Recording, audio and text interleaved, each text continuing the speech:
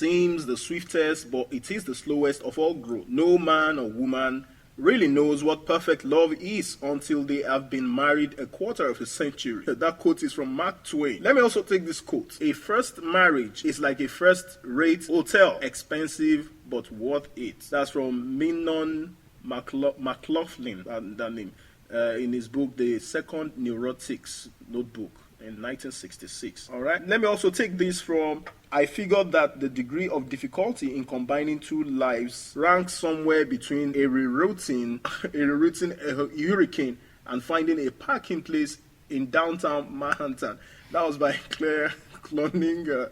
And on this note, I welcome you to Bliss Talk again on the Backstage Story show on Nollywood Radio France. I hope you've been enjoying all the previous episodes, and this episode promises to be very exciting. My name remains Demola Sanyaolu, and I have with me in the studio Dr. Mrs. Tonia Smart. Tonia has been giving us information on how to rekindle the fire of love in your marriage and how to enjoy an endless marital bliss. This is Bliss Talk on the Backstage Story show. Don't go anywhere. We'll be right back.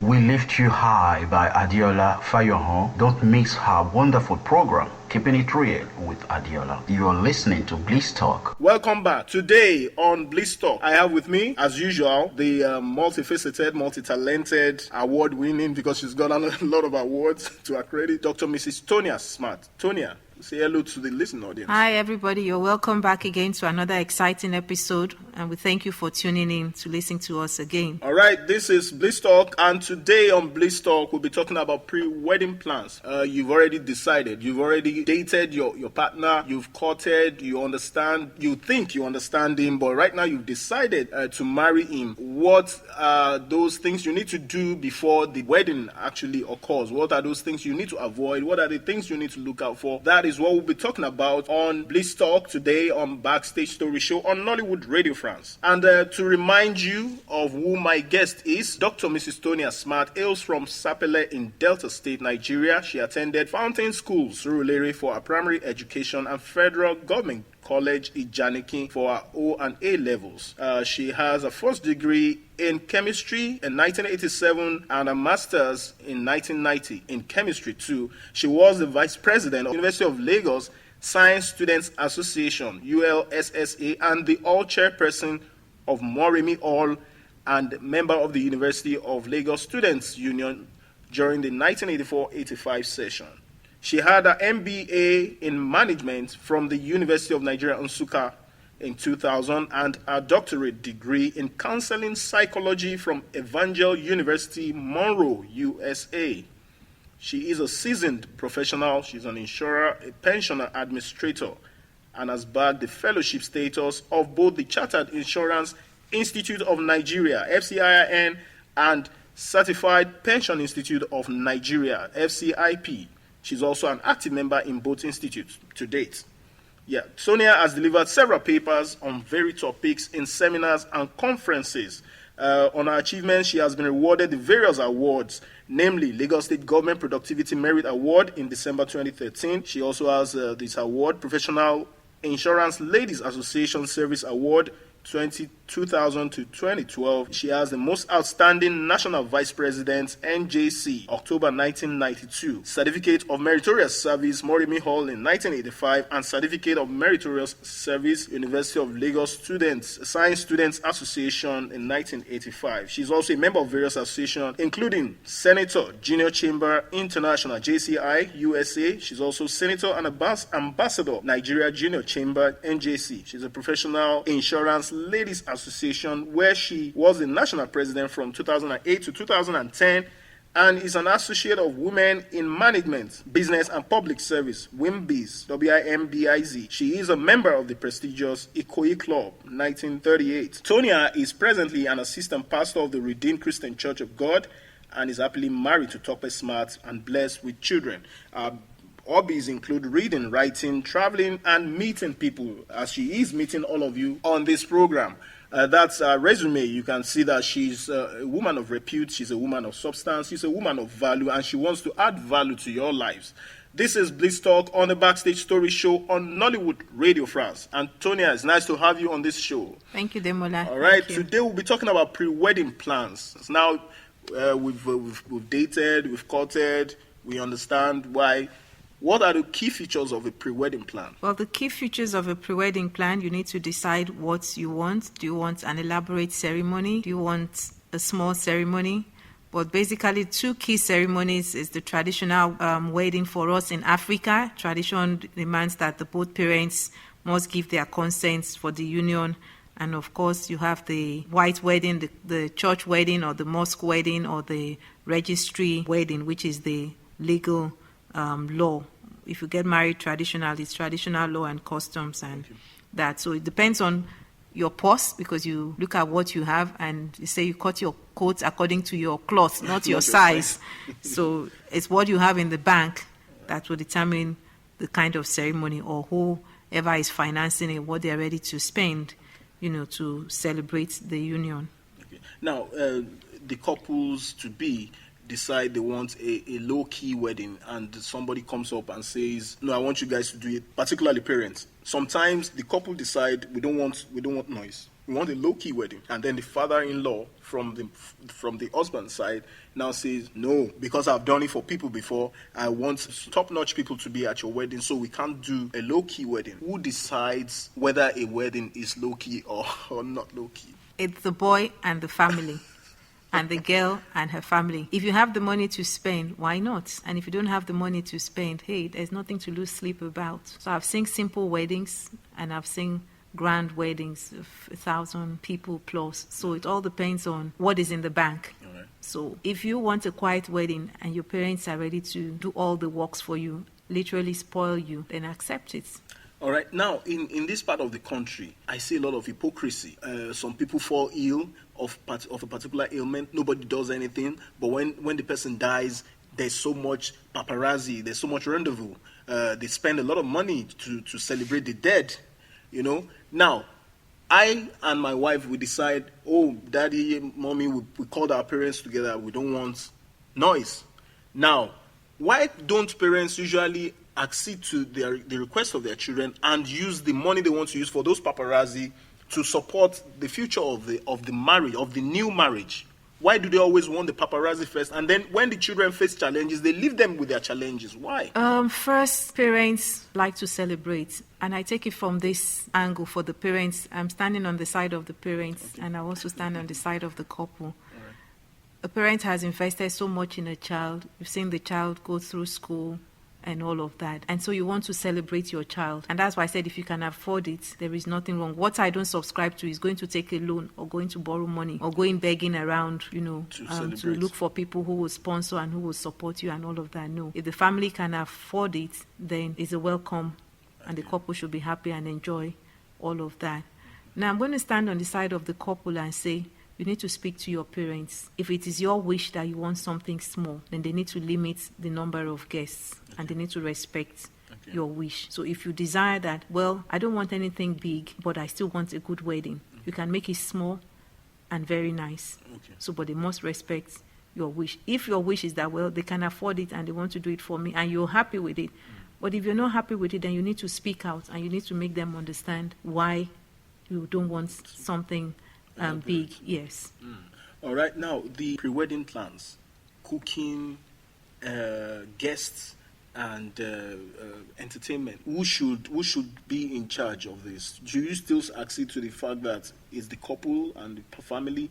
Because arguments have occurred severally about who takes precedence over handling such areas or in a wedding. For the wedding, like I said, Demola, it's twofold. You have the traditional wedding. The traditional wedding, the man is supposed to bring gifts to the girl's family to show that I'm man enough to marry him. So I bring these gifts to present to the family. In some cultures, it goes with a large sum of money to say, yes, I'm coming to take something that is valuable. And in some cultures, it's just the gifts and no dowry, or, dowries are returned and all of that. So the man brings the gifts at the traditional wedding. And because the traditional wedding holds in the house or in the designated place by the girl's parents to receive the man and his family, so the gifts are accepted. And because they are entertaining the guests, because the man and his family have come to them as guests, seeking the hand of their daughter in marriage, so they need to provide for the guests, and that's where they talk about entertainment. So they are the ones who are in charge of the feeding and all of that. And that's why, again, it depends on the purse. If you don't have enough money to have elaborate, then let the man know that if you're coming, we just need a few of your family members. Don't bring an entourage. So most times they'll ask you about how many people should we be expecting, and then they also know how many people from their end. So that is just to have proper planning and make sure that there's enough food and drinks for everyone. And similarly to when you move to the English wedding and you have a reception after the wedding and all of that, the reception is handled by the girl's family as well. And the man, his duty is just to provide the wedding cake, which is a union. And that is the symbol of the cutting, because you're going to cut that cake for the first time, doing something together in front of the public after the exchange of rings, either in a registry or in a church or in a mosque, depending on where the wedding was celebrated earlier on. So that's the expression, But again, there is no hard and fast rule. Sometimes a man is very rich and goes to pick a girl from a not too buoyant family. There's nothing wrong if he decides to support the girl's family by giving. But all of this is understanding. So it's not a compulsory thing, but you can also see, I need to support my wife's family. I need to give them some money to be able to do one or two things so that at least I can have a befitting wedding. So there's nothing wrong with that. All right, now, pre-wedding plan, I believe the traditional thing is also part of that. Some cultures milk, as it were, they milk the groom-to-be because they believe they've invested so much in the daughter, they've made her so beautiful, now you want to come. Now, so they milk the groom. The list of items they give out during traditional wedding in this part of the world, because right now some cultures don't support that. We're speaking globally now, but from the tradition of African context, they tend to milk the groom. That list, I thought that list was supposed to be like, something to show that we're giving this girl to you. Should it be so elaborate such that the guy has to spend through his nose? Because a lot of demands, unexpected demands, come up during those traditional and engagement time. What do you have to say about that? It depends on the culture. It depends on where you're marrying from. So if you're marrying from that culture that requires that you have a long list. Every culture has a list. Let's first of all agree on that, Demola. So it depends on whether the list is a short one, is an abridged version, or is the long plain, or those days where we used to have those records, not that we have the small CDs, now you have the long plain and then the long plain one. So the people with the long list from that part of the tradition or their customs is their custom says that their women are priceless. Okay. And so I don't look at it like they are milking the man. They're only saying you need to be man enough to come and take our daughter. And for you to be man enough, you must be able to perform all of this. You're not paying through your nose, Demola, because I've seen situations where they see that the guy is not financially buoyant and they reduce some of those things. Right. But the tradition is that you must fulfill it. So maybe where they ask for 10, they'll say, okay, bring 5 or bring 4, but you must go through the whole list. You might not meet it in the quantum, but you would meet it in its individual, listings and all of that. So it's not to milk them dry. It's just to show that we are upholding our tradition because we need to also work. We need to also be mindful of the community because tomorrow when the guy has left the community, remember that the family is in that community and they come a long way in that community. And so they don't want the community to spite them or to be rude to them or to insult them because they have not done the way tradition demands. And so when some people look at it and say they are milking you dry, they are taking everything, no. They're only just staying to their custom. And the custom is that we value, and that's not to say that other people that don't have the long list don't value. It's just a question of where they have placed, their own traditional values, and they don't want to shift it in the name of modernization. If it's in an international scene, you just go 1 or 2 people. You don't even need a crowd. Go to the registry, and then you have a spouse, and you're married, and that's all. If you decide to celebrate, nobody, would ask you for any of the things, and there's nothing like any list. But because we're Africans, that is our tradition, and most people want to uphold the tradition, and then, make it a bit flexible so at least you can meet those traditions all as right. well. Now, there is, because we're trying to tell people some of the challenges they will face during some of this. That's the essence of Bliss Talk. Now, we're planning our wedding. A month before the wedding, the groom-to-be loses his job. The psyche is down. Emotionally, the woman is drained. Now, the demands placed on them, the groom-to-be can't meet up. How should the family of both parties respond to this? And how should the couple-to-be handle this kind of challenge? In everything, Demola, you need to plan. Life is about planning. And the people tell us that if you fail to plan, then you're already planned to fail. And so a lot of time, again, people are silent and they're hurting. And they expect that you should know. If something fundamental happens, the husband and the wife-to-be need to sit down and look at the pros and the cons and what we need to do and how we need to change plans if we need to. And of course, they must carry their parents along and their immediate family members. If before you were planning something big and something like this that is drastic, that comes to happen, then they need to scale down. There'll be no point spending all that money, and at the end of the day, the girl is in the boy's house, there's no food, there's no income coming from anywhere. So first you need to speak out, that's the communication. Then you need to understand where you're going to, that's the planning. And then you need to achieve, the wedding as well, balancing it with your emotional feelings as well. Yes. All right, now, in this part of the world, you're a marriage counselor, but a lot of people don't subscribe to marriage counselors. Now, people date, they court, they forget about the health issues. Before the wedding, somebody comes up in the family and says, "Oh, I learned that this family you want to get married to, they have sickle cell in their history. Marriage is just some months ahead. Go for the test." They insist. Probably the groom's family insists, let the girl go for the test. She's not been married for a while. Probably guys have been abandoning her because of her health.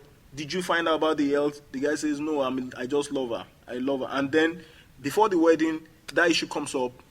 Go do the check. It is confirmed. The guy is AS, the lady is AS. Would you say during that process, during that period where they're still planning for the wedding, they should call off the wedding? Well, Demola, first and foremost, before you get into talking details for marriage, all those things should have been A lot of sorted out people during the evade- a lot of people courtship. evade it. Yeah, because that again takes us to the issue of trust. If you have skeletons in your cupboard, you would hide them for some time, but one day the cupboard will be smoke open and it will come to light. And it's just like this scenario you painted, why wait until when is that bad? Already plans are there, maybe they've sent out invites. You now want to recall? It will be difficult to recall, and the shame is what makes people to say, well, let's go ahead. And then you go ahead, and then what do you end up with? Sickle cell children. I have a real life case of a couple that were to get married, and unfortunately she was pregnant, and the parents were like, okay, you still need to go and do before we give our blessings. And they were both AS. And the lady was like, well, it doesn't matter. The chances are 1 to 3 or 1 to 4. And the very first baby she had was SS. They didn't get married, Eventually. but, the baby turned out SS. And in the few months that she, had the baby, she saw the challenges. And she was like, all 3 of them or all 4 that you have could be SS. Invariably, the little girl died. It was very painful. It was traumatizing for the mother and the grandmother who was looking after her. So we want to help ourselves. So it's not wise not to do all those tests. You need to know your blood group. You need to know your genotype. Those basic things is there. So you need to know that your HIV status, for instance, is very important. If you want to marry somebody who's HIV positive, you need to know. You need to know. It's not that you hide it and then at the end of the day you now come forward and say, well, then you've lost the trust. And if a marriage is built on falsehood, there's no way it's going to stand because the foundation is not right. I believe in miracles, and some I do. and some I do. and some religious sects believe in miracles, and some pastors will still, with faith, ask some couples to go ahead despite their genotype and things like that. Why should the church use faith, when it is obvious that, oh, these people cannot cohabit because of this situation they have health-wise? Why should the church still say, oh, faith, we join you and God will help you, and then the probability will shift to AA if you are AS? I believe in miracles, Demola, but I also am a scientist. And so science and some of these things don't go hand in hand.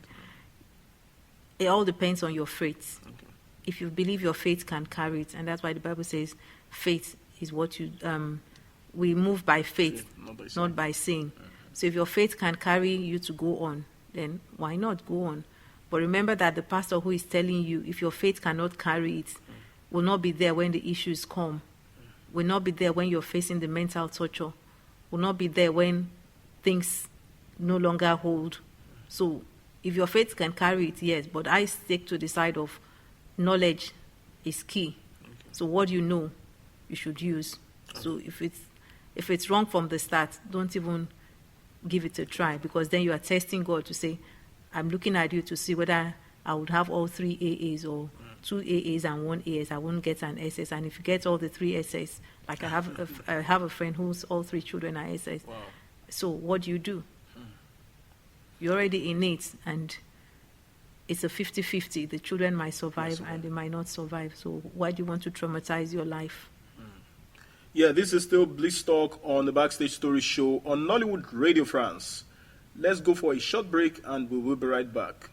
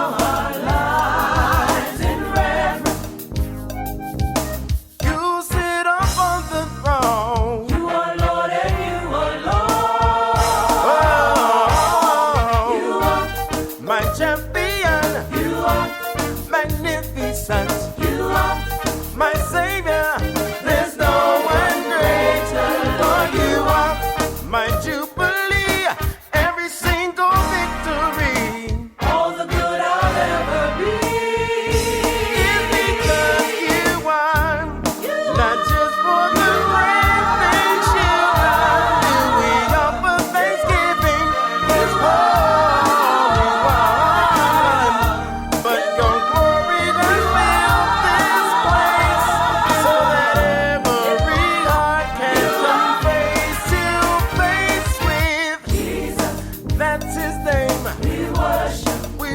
worship you.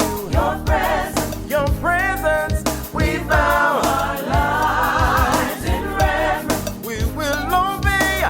You sit upon the throne. You are Lord and you alone. You are my champion. You are magnificent. You are my savior. There's no one greater. Lord, you are my jubilee. Every single victory. All the good I'll ever be.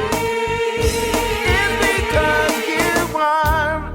Not just for the great things you've done. Do we offer thanksgiving? It's holy one.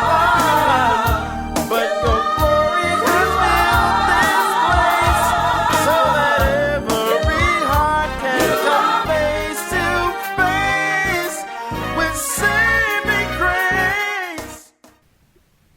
You're still tuned to Bliss Talk on Backstage Story Show, and you've been listening to Dr. Mrs. Tonia Smart, and she's a wonderful person. Our information database is quite enormous, and I don't know.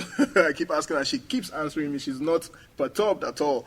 Now, we're still talking about pre-wedding plans, location of the wedding, and where to settle down. What will contribute to these? Well, first, the wedding can be located in any place, majorly in the vicinity where the family of the bride so choose, because they are the ones hosting. So the man can travel from the moon and attend the wedding, as long as that is the venue they have placed. But where they now live as husband and wife, depending on usually work, where the man is working, or where they want to make a home, where they intend to get a job if he's not already having one as well. So those are the two principal things that will decide where the location for the wedding would be, and where the couple eventually settled down as well. All right. Now, what other areas of pre-wedding plans do you want to enumerate on? Well, for this side of the divide, for us Africans, I would like to stress that a lot of people don't know, because I've had issues of people saying, I didn't know one has to precede the other. Well, I like to let people out there know that if you're an African and you want to get married under the English law, then your traditional wedding must precede the English law. That's the court wedding. Yes, the court wedding. Okay.